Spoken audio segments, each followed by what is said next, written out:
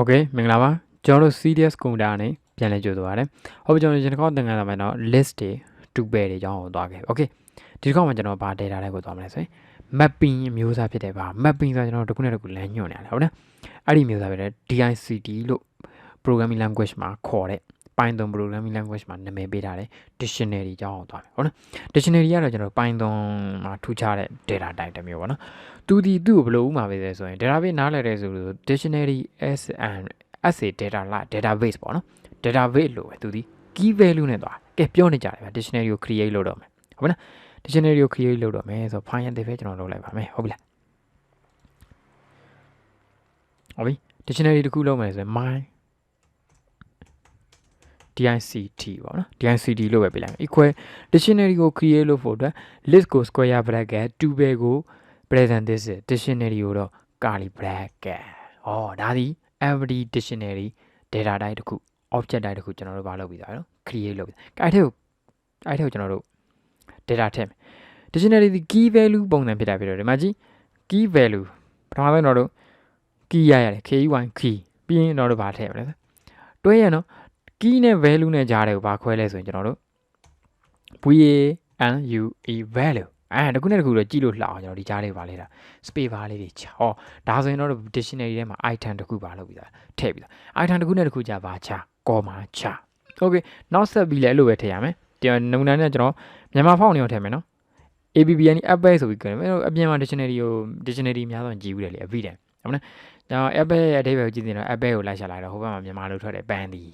okay မနော်အဲ့ဒီလိုပုံစံပဲအဲ့ဒီ dictionary type key value အစုံတယ် okay ကဲကျွန်တော်လောလောဆယ် create လုပ်ရင်လည်း app apple ရေးတယ်မှာ apple ပန်းသည်ဟုတ် key နဲ့တစ်ခုနဲ့တစ်ခုကြာပါထားဖူးကော်လာတာဟုတ်မလားဖူးကော်လာတာပြီးရင်တော့ဒီနောက်မှာပန်းသည်ဆိုပြီးမြန်မာလိုရိုက်မယ် okay မြန်မာဖောက်အဆင်ပြေမလားရိုက်ကြည့်လိုက်မယ်ပတ်သည်ဖြစ်နေကျွန်တော်ဒီဟာကိုဒီလိုလုပ်မယ်နောက်ဘက်ထဲမှာရိုက်ထားတယ်ရိုက်လို့တော့ရအောင်ကျွန်တော်ဒီနောက်မှာကြာနေမှာဆိုလို့ဒီကနေသွားလိုက်တော့မယ် copy ကူးလိုက်မယ် copy ညမှာချ control v ပြီးရင်ရေးပုံရေးနီး paste okay မနော်တွေ့လား app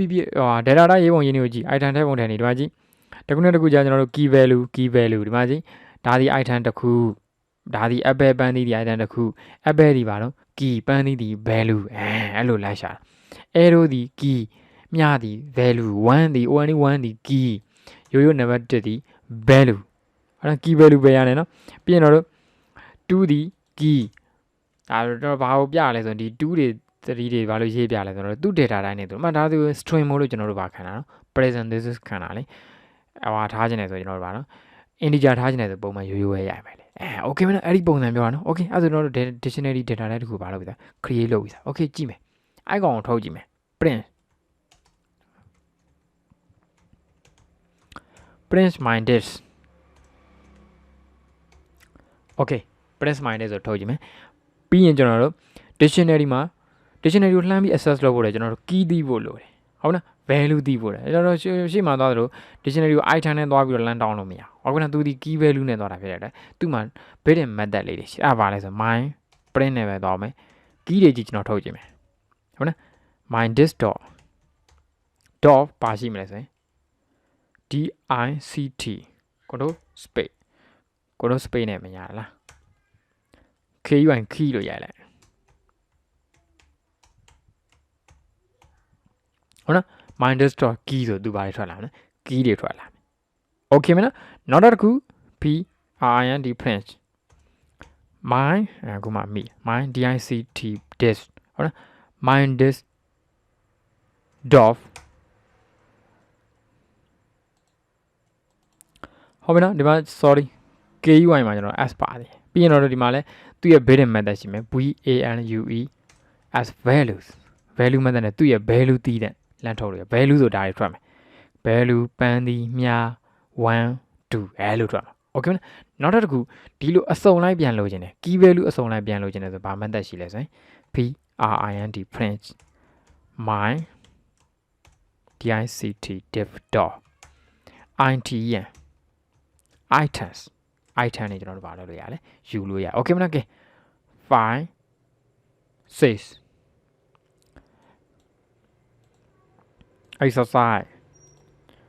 007 dict လို့ပဲပေးလိုက်မယ်နော် dictionary လို့အပြည့်စုံများတယ်ကျွန်တော်ဒါအကျဉ်းချုပ်လေးတွေသင်နေတာပေါ့ okay run module โอเคကုန်းနဲ့လောက်ဆောင်ချက်နဲ့တိုက်ကြည့်ပါဦးဗျာဒီတိုင်းမသွားပါနဲ့ကြည့်မယ် mind disk ကိုကျွန်တော် create လုပ်လိုက်တယ် key value ရဒါသူရဲ့ဟာကို print ထုတ်ထားတယ်ဒါဒီတိုင်းပဲထွက်တယ်ဟုတ်ပြီမှန်တယ်နောက်တစ်ခုကြည့်မယ် dictionary key ကြီးပဲထပ်ထုတ်တယ် dictionary key တွေကြီးပဲဟုတ်လား key apple arrow 1 2အဲ့လိုတွေလှမ်းပြီးတော့ access လုပ်လို့ရတယ်ပြီးရင်တော့ value တွေကြီးလှမ်းထုတ်တယ် value ပန်းသီးများ1 2ဟုတ်ပြီနော်ပြီးရင်တော့ item တွေထုတ်တယ် item ဆိုသူအတွဲလိုက်လေးပြတယ် key value အတွဲလိုက်တယ်မှာကြီး key နဲ့ value အတွဲ apple နဲ့ပန်းသီးအတွဲဟုတ်နော် arrow နဲ့မြားနဲ့အတွဲအဲ့လိုလေးတွေကျွန်တော်တို့မလုပ်လို့ရလဲလှမ်းပြီးတော့ access လုပ်လို့ရတယ် dictionary ဒီကျွန်တော်တို့ program ရေးတဲ့ချိန်မှာတော်တော်အသုံးဝင်ပါလိမ့်မယ်ဗျာဟုတ်နော်တကယ် software တွေက database လို့ပဲသူကတရုပ်ဆောင်တယ်ဟုတ်နော် database နဲ့နည်းနည်းတွေ့ database မှာလည်းကျွန်တော်တို့ ID တွေနဲ့သွားတယ်လေဟုတ်နော်အဲ့ဒါတွေထားပါ ID key တွေပါတယ် foreign key တွေပါတယ်အဲ့လိုသွားတယ်နော် dictionary လည်းအဲ့လိုတရုပ်ဆောင်တယ်လို့မှတ်ထားပြီလောဆယ်ဒီသင်ခန်းစာမှာသိရမှာ dictionary ကို create လုပ်ချင်တယ်ဆိုရင်ပါတယ် curly brackets ရေးသားနေသိရင်ရပြီနော် curly bracket ပြီးရင်ကျွန်တော်တို့ key နဲ့ value ကြားမှာပါထား full colon ထား key နဲ့ value အစုံရဲ့နောက်မှာပါထားsorry ကော်မာထား key နဲ့ value item ပေါ့နော် item တစ်ခုနဲ့တစ်ခုနဲ့ကြားမှာပါထားကော်မာထားဒါပဲသူရဲ့ built-in ရှိတယ် method လေးတွေ key method value method item method ဒီလောက်သိရင်ဒီသင်ခန်းစာရပြီ okay မလားဒီသင်ခန်းစာရပြီ dictionary ကျွမ်းပြီလို့တော့မဟုတ်ဘူးဟုတ်ပြီနော်နောက်တစ်ခေါက်သင်ခန်းစာမှာအသေးသေးနောက်သင်ခန်းစာတွေမှာလာလိမ့်မယ် okay မလား okay thank you ဗျာ